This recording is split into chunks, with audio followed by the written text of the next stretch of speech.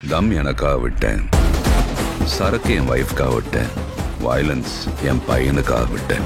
ஆனா என் பையனுக்கு ஒண்ணுனா விட்டதை தொட்டு தானே ஆகணும். பேட் பாய்.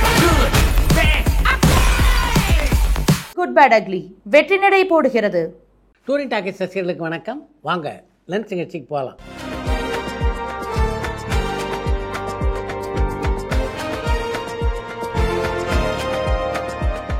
என்னம்மா முதல் கேள்வி? காலத்தினால அழியாத என்னைக்குமே நிலைச்சு நிற்கிற நல்ல நிறைய பாடல்களை இசையமைப்பாளர்கள் பலர் கொடுத்திருக்காங்க. ஆனா இசையமைப்பாளர் அனிருத் தன்னுடைய பாடல் நிலைச்சு நிற்கும்னு நம்புறாரா? அவரு தன்னுடைய தொழிலுக்கு நியாயம் செய்வாரான்னு மதுரையிலிருந்து ராகுல் கேட்டிருக்காங்க.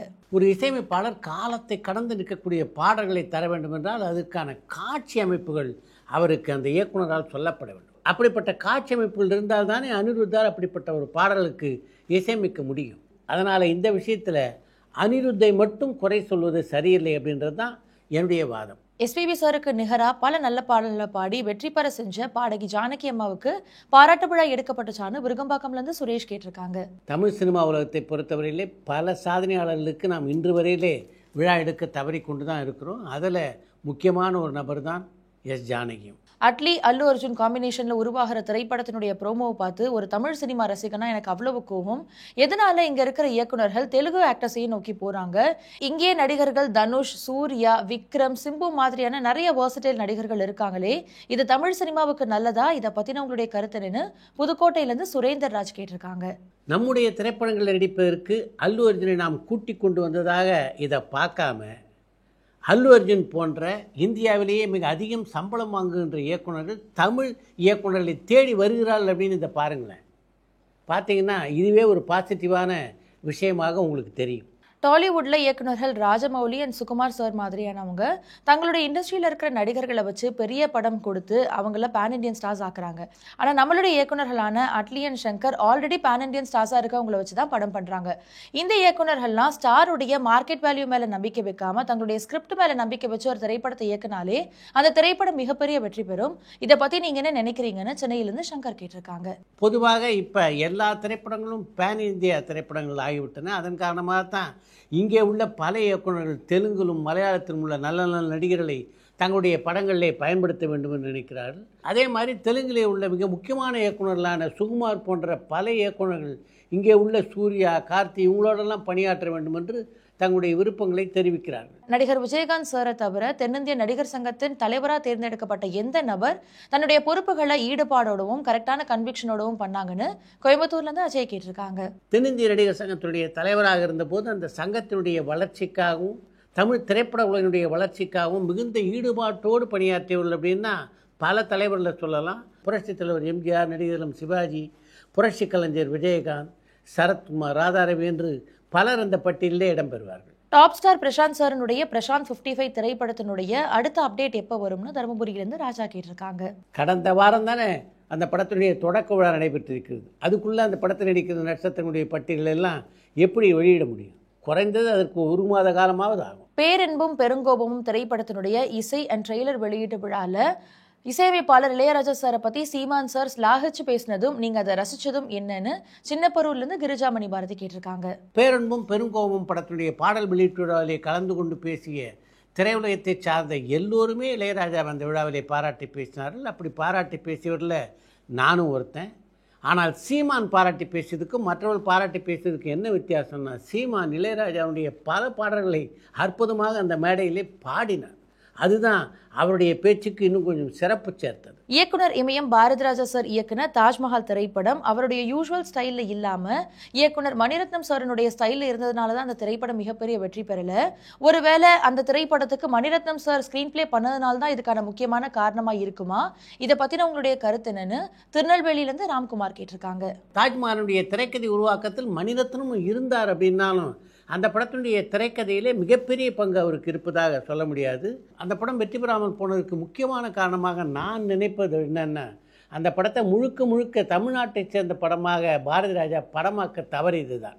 எம்என் நம்பியார் சார் நடிச்ச கடைசி திரைப்படம் என்ன? அந்த திரைப்படம் வெற்றி படமா அமைஞ்சதான்னு சென்னையிலிருந்து கௌஷிக் கேட்டிருக்காங்க. விஜயகாந்த் கதாநாயகனாக நடித்திருந்த சுதேசி திரைப்படம் தான் எம்என் நம்பியார் நடித்த கடைசி திரைப்படம். சார், சென்னையில் 70-80களில் இருந்த திரையரங்குகள் 90% இப்போ காணாமலே போயிடுச்சு. இந்த நிலைமை இப்படியே தொடர்ந்தா ஒரு 25-30 வருஷத்துக்குள்ள திரையரங்குகளே இல்லாத சென்னையா மாறிடும்னு எனக்கு தோணுது. சென்னை தவிர தமிழ்நாட்டினுடைய பிற மாநிலங்களுடைய நிலை என்னன்னு திருமுல்லைவாயிலிருந்து சுந்தரவர்தன் கேட்டிருக்காங்க. பொதுவாக தமிழ்நாட்டிலே திரையரங்குகளுடைய எண்ணிக்கை குறைந்து கொண்டிருக்கிறது அப்படின்றது உண்மைதான். ஆனால் நீங்கள் பயப்படுற அளவுக்கு மோசமான நிலைக்கு அது போகாது அப்படின்னு தான் நான் நினைக்கிறேன். நடிகை ஜோதிகாவுக்கு தமிழ் சினிமா நல்ல கதாபாத்திரங்களையும் நல்ல வெற்றிகளையும் கொடுக்கலையா? அவங்க ரீசெண்டா நேஷனல் மீடியாவுக்கு கொடுத்த பேட்டிகள்ல அவங்க பேசுனதை பார்க்கும்பொழுது அப்படிதான் தெரிஞ்சதுன்னு கோயம்புத்தூர்ல இருந்து அஜய் கேட்டிருக்காங்க. தமிழ் சினிமா ஜோதிகாவுக்கு நல்ல நல்ல கதாபாத்திரங்களை வழங்கலை அப்படின்னு சொல்ல முடியாது. அதுக்கு உதாரணமாக சொல்லணும்னா காற்று மொழி படத்தை கூட சொல்லலாம். ஆனாலும் இதையெல்லாம் தாண்டி ஜோதிகாவுடைய மனதுக்குள்ளே ஏதோ வருத்தம் இருக்கும் அப்படின்னு நினைக்கிறேன். அந்த வருத்தத்தை தான் இப்போ அவங்க பதிவு செஞ்சுருக்காங்க. இயக்குனர் ஹரி நடிகர் பிரசாந்தை வச்சு உருவாக்க இருந்த திரைப்படத்தினுடைய ஸ்கிரிப்ட் அவர் நடிகர் சூர்யாவை வச்சு உருவாக்க இருந்த அருவா திரைப்படத்தினுடைய ஸ்கிரிப்ட் தானு நார்வேலிருந்து அசன் கேட்டிருக்காங்க. அடுத்து பிரசாந்த் கதாநாயகனா நடிக்க ஹரி உருவாக்க இருக்கின்ற திரைப்படத்தினுடைய கதைக்கும் அருவா கதைக்கும் எந்த சம்மந்தமும் இல்லை. சார், திரைப்படங்கள்ல புகைப்பிடிக்கிறாங்களே, அதுக்கு யூஸ் பண்ற சிகரெட் ஒரிஜினல் சிகரெட்டான தருமபுரியிலிருந்து ராஜா கேட்டிருக்காங்க. திரைப்படங்களில் இட்லி சாப்பிட்ற மாதிரி கூட தான் பல காட்சிகள் வருது. அதெல்லாம் போலியான இட்லிலாம் என்ன, நிஜமான இட்லியை தான் படப்பிடிப்பில் பயன்படுத்துவாங்க. அது மாதிரி தான் சிகரெட்டும். உண்மையான சிகரெட்டை தான் படப்பிடிப்புகளிலே நடிகர்களுக்கு கொடுப்பாங்க. நடிகர் RS மனோகர் தமிழ் திரைப்படங்கள்ல கதாநாயகனா நடிச்சிருக்காரான்னு கடலாடியிலிருந்து பாலசுப்ரமணியன் கேட்டிருக்காங்க.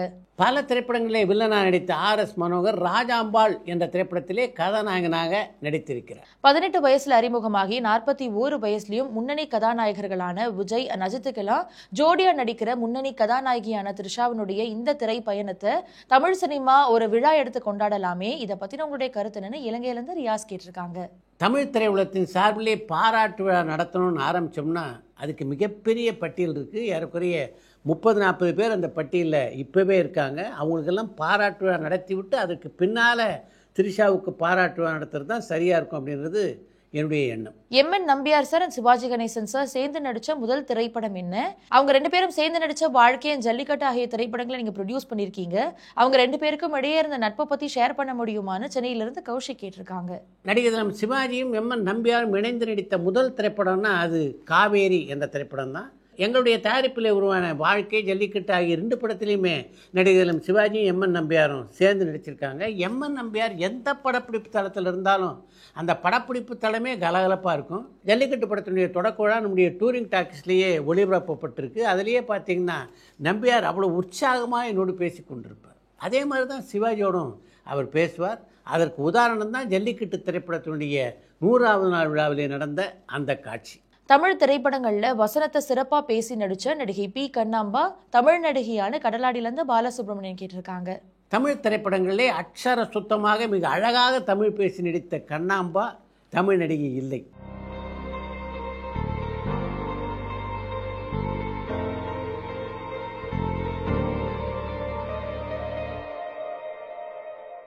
தமிழ் திரைப்படங்களுக்கு சென்சார் பண்ற முறை எந்த ஆண்டு தொடங்கப்பட்டுச்சு அண்ட் எந்த திரைப்படத்தின் மூலியமா தொடங்கப்பட்டுச்சுன்னு கடலாடியிலிருந்து பாலசுப்ரமணியன் கேட்டிருக்காங்க.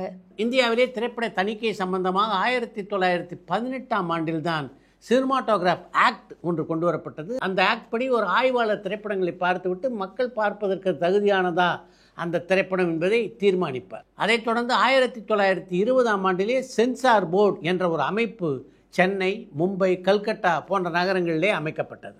இந்தியா சுதந்திரம் அடைந்ததுக்கு பின்னாலே 1952ஆம் ஆண்டிலே தணிக்கையிலே பல புதிய விதிமுறைகள் புகுத்தப்பட்டன. அப்போ தான் இந்த தணிக்கை குழுவுக்கு central board of film certification என்று பெயர் சூட்டப்பட்டது. தமிழில் வெளியான முதல் பேசும் படம்னா அது 1931ஆம் ஆண்டிலே வெளியான காளிதாஸ் திரைப்படம் தான். அதனால் அந்த படம் தான் தமிழிலே தணிக்கை செய்யப்பட்ட முதல் திரைப்படமாக இருந்திருக்க வேண்டும். அடுத்து என்று ஒரு தகவல். இன்றைக்கு உலகம் முழுவதும் உள்ள இளம் இயக்குநர்கள் எல்லோருக்கும் ஆதர்ச இயக்குனராக இருப்போர் அப்படின்னு பார்த்தீங்கன்னா அது அகிரா குரோசாவா தான். தன்னுடைய 30வது வயதிலே திரைப்படங்களை இயக்கத் தொடங்கிய அவர் 80வது வயது வரை, அதாவது தொடர்ந்து 50 ஆண்டுகள் திரைப்படங்களை இயக்கி கொண்டிருந்தார் என்றால் அதுக்கு முக்கியமான காரணம் சத்யஜித் ரே ஒரு முறை அவரை பற்றி குறிப்பிட்டதைப் போல ஒரு தனிப்பட்ட சாமுராய் வீரராக அவர் இருந்தது தான். சினிமாவுக்காக எந்த சிலுவையும் சுமக்க தயாராக இருந்தவர் தான் குரோசாவா. திரைப்பட தயாரிப்பில் ஒவ்வொரு நிலையையும் அம்சத்தையும் தெரிந்து கொண்டால் மட்டுமே ஒருவர் முழுமையான இயக்குனராக முடியும் என்று கருத்து தெரிவித்துள்ள குரோசாவா தன்னுடைய வாழ்க்கை முழுவதும் இந்த திரைப்படத்துறைக்காக அர்ப்பணித்து கொண்டவர். அவருடைய வாழ்க்கையில் சினிமாவை தவிர வேறு சிந்தனைகளோ செயல்பாடுகளோ இருந்ததே இல்லை. குரோசாமியுடைய குருநாதரான யமாசான் தான் படப்பிடிப்பு நடத்திய காட்சிகளை படத்தொகுப்பு அறையிலே எந்த சமரசமும் இல்லாமல் வெட்டி வீசுவாராம். அவரை பற்றி குறிப்பிடும்போது படத்தொகுப்பு அறையிலே அவர் ஒரு சட்டப்பூர்வ கொலைகாரராக இருந்தார். எவ்வளவு சிரமப்பட்டு ஒரு காட்சியை படம் பிடித்திருந்தாலும் அது பார்வையாளர்களை கவராது என்றால் யோசிக்காமல் அதை நீக்கிவிட வேண்டும் என்பதுதான் யமாசான் குரோசாவாவுக்கு சொல்லிக் கொடுத்த பாடம். உன்னதமான கலைஞர்களுடைய வரலாறு அவர்களுடைய வரலாறாக மட்டும் இல்லாமல் காலத்தின் வரலாறாகவும் இருக்கும். அப்படிப்பட்ட ஒரு வாழ்க்கை தான் குரோசாவின் வாழ்க்கை. விஜய் அப்போவே இந்த அளவுக்கு சிறப்பாடுவாரா? அவர் ஒரு வாட்டி பார்ப்பாரு. ஆனால் அவர் வந்து என்னன்னா 2 பேருக்கு அந்த பவர் நான் பார்த்துருக்கேன் இண்டஸ்ட்ரியில். மனசுக்குள்ளே ஆடுற ஒரு டேலண்ட் ஒன்று இருக்கு. இண்டஸ்ட்ரியிலே பார்த்தீங்கன்னா நான் 2 பேர்கிட்ட அந்த டேலண்ட்டை பார்த்துருக்கேன். ஃபஸ்ட்டு படம் கொடுக்குறாங்க. ஃபஸ்ட்டு ஒயிட்டில் கான் கோழி ஒன்று சாங் முடிஞ்சிடுச்சு. 4வது சாங் வந்து எல்லா படங்கள்லாம் முடிஞ்சிச்சு சார். இந்த சாங்கை வந்து எடுத்துகிட்டு இருக்கோம் ஃபிலிம் சிட்டியில். ஒரு மூமெண்ட் ஒன்று அது பெண்ட் பண்ணி பண்ணணும். நைட்டு வீட்டுக்கு போயிட்டா ஒரு 10 மணிக்கு 9:30 மணிக்கு வந்து அப்போ வந்து பேஜர் கால்மி எஸ்எஸ்சின்னு சொல்லிட்டு வருது. ஆனால் சார் பார்த்து மூமெண்ட்டு போட்டேன் நீ என்ன பண்ணேன்னு கத்துறாரு. என்ட்ரன்ஸ் காதலில் வந்து நான் 5 சாங் பண்ணேன். அதில் வந்து பெரிய இன்சிடென்ட் என்னென்னா என்ட்ரன்ஸ் காதல் சுவிட்சர்லாண்டு. திடீர்னு ஒரு கூப்பிட்டாரு. நான் போயிட்டு அம்மாவுக்கும் போய் சாரீ எடுக்கணும், அனிபா டெக்ஸ்டைல் போயிட்டு வரலாம் அப்படின்னா எல்லாம் போனால் அப்படின்ட்டு கீழே இறங்கி வந்துட்டா நானும் இவர் மட்டும் தான் நிற்கிறோம். மால் ஊரில் போனால் அங்கே நம்ம ஊரில் பிள்ளைங்கெல்லாம் உட்காந்துருப்பாங்க. அந்த மாதிரி ஒரு கேங் உட்காந்துருங்க ரக்கடா பாய்ஸ். இப்படி கிராஸ் பண்ணணும்னு புஷ்டாடுங்க. பரபரப்பான சினிமா செய்திகள், நட்சத்திரங்களின் பேட்டிகள், சினிமா வரலாறு ஆகியவற்றை பார்க்கவும் படிக்கவும் உங்களுக்கான இணையதளம் tourantalkies.co.